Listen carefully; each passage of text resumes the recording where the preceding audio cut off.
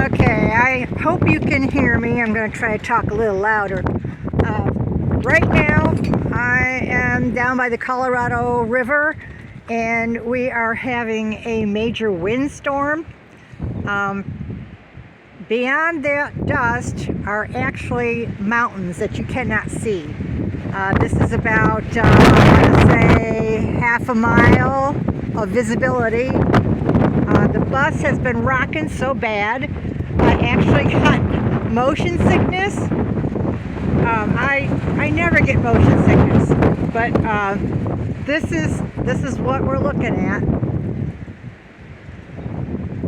So it's not cold. It's, in the 60s, high 60s.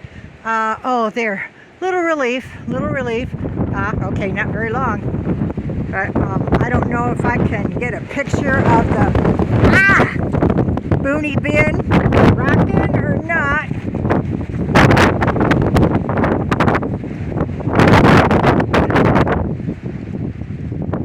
Now, it'll do it as soon as I go inside, I swear. So, yeah, that's what I'm dealing with right now. Oh my God. Okay, I'm gonna go in. See you later, bye.